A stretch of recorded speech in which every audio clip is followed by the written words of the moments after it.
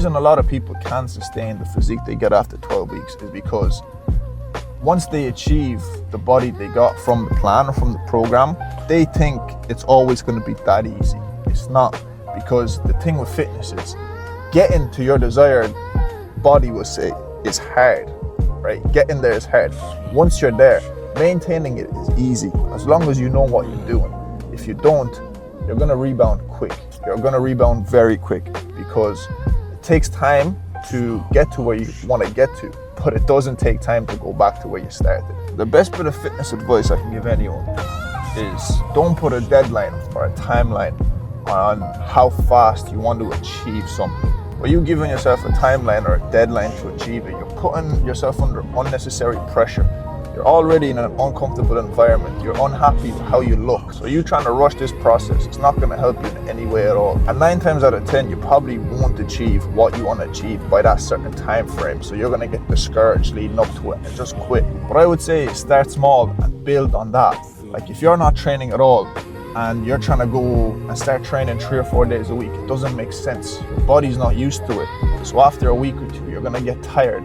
It's not in your routine. Can't sustain it. What I would say to you is just start with 1 day a week, then 2 days a week. Once you actually start enjoying going to the gym, working out, build it up to 3, build it up to 4 then, because then it's going to be a lot easier to actually maintain it. It's not going to feel like a chore.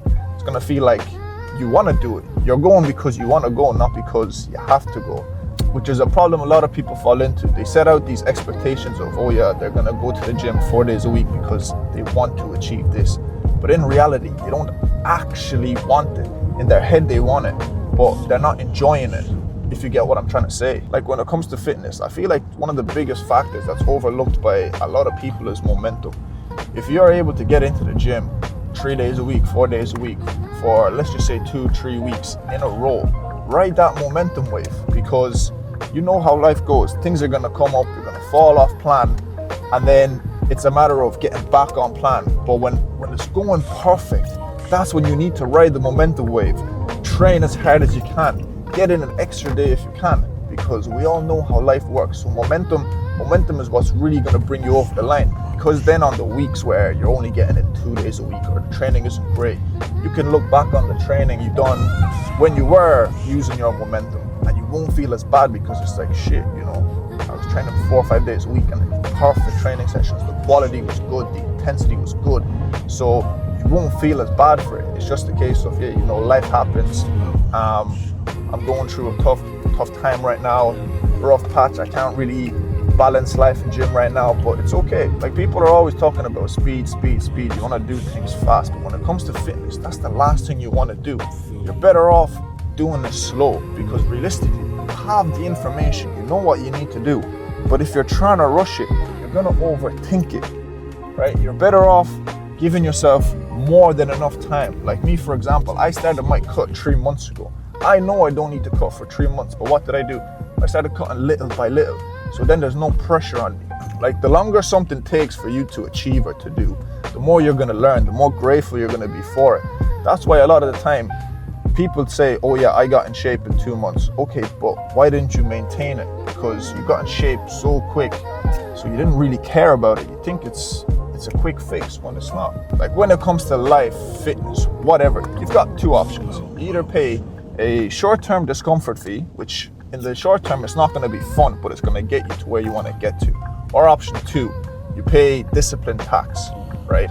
Which is what you're going to suffer from not actually taking action, right? It could be anything. It could be you staying in the same boat as to where you have been, or it might even be medical bills, right? God forbid, I don't wish that upon anyone. But those are your 2 options: a short-term discomfort fee or a late discipline tax. Very, very simple. The hardest part of fitness is actually just staying consistent, because all the information online, it's either a carbon copy of it or people just put their own little spin on it, right? There's no secret formula.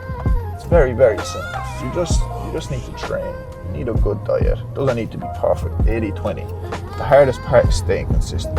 So what you need to do is find out how you're actually going to be able to stay consistent. And like I said at the start, the best way to actually remain consistent is don't put a time frame on it, right? Don't put a deadline on yourself. You're already under pressure, right? You're already unhappy.